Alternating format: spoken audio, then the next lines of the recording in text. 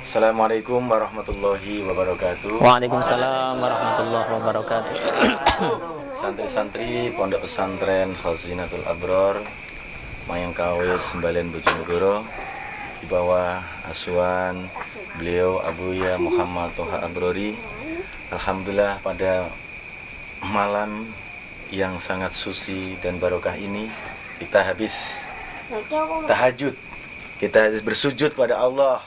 Setelah itu kita melanjutkan taklim sama beliau langsung di tengah sepertiga malam, dikala orang sedang tidur asik. Tapi beliau untuk khususnya santri-santri, kita harus tidur dulu. Setelah ini bangun, kita sujud dan kita ngaji pada malam hari ini, pada tengah malam. Dan tema pada malam hari ini atau tengah sepertiga malam, yaitu temanya adalah dosa jariah. Santri-santri, bahwa tidak cukup untuk sedekah jariah aja. Yang rata-rata orang pola pikirnya bahwa sedekah itu sedekah yang jariah, tapi tidak dilupakan ataupun tidak dimengerti bahwa dosa itu juga ada jariah.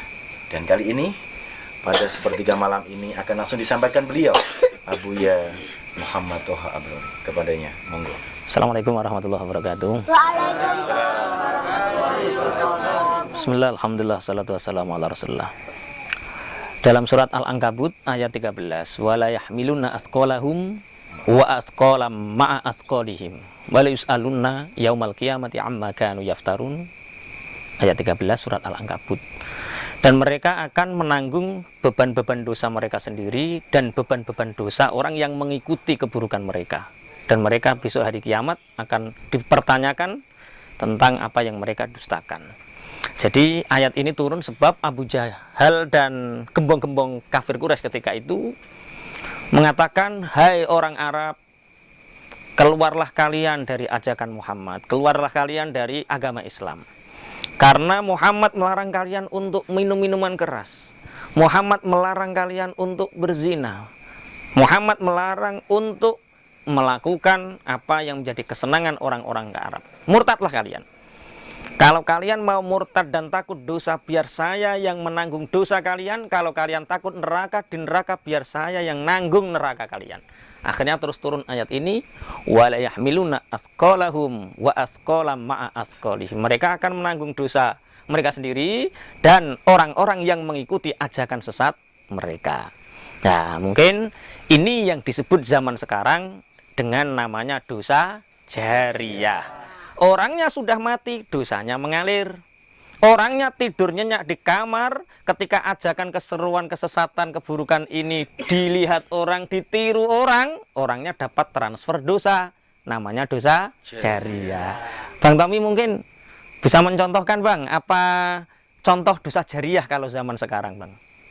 Contoh dosa jariah itu seperti upload foto cewek sambil melet-melet. Oh iya. Cewek upload foto melet.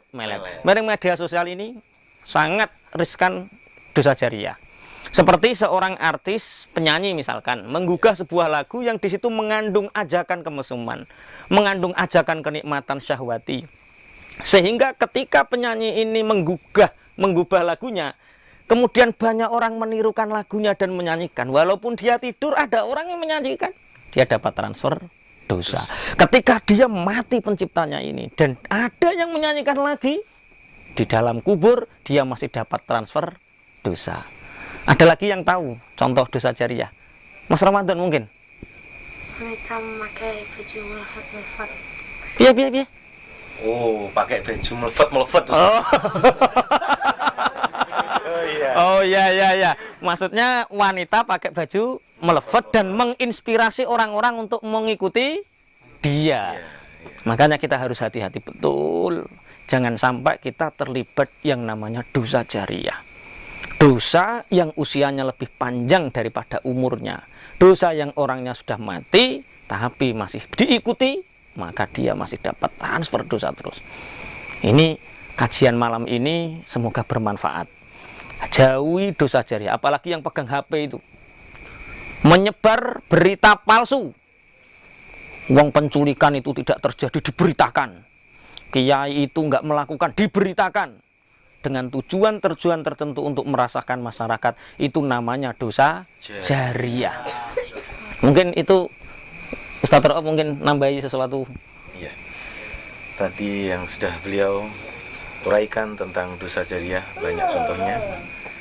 Mungkin kita mulai hari ini ketika menggunakan media sosial harus hati-hati, kita selalu verifikasi berita ini apakah benar, uploadan ini apakah baik atau tidak. Ada yang mengatakan ahlus syar wa ahlus syar.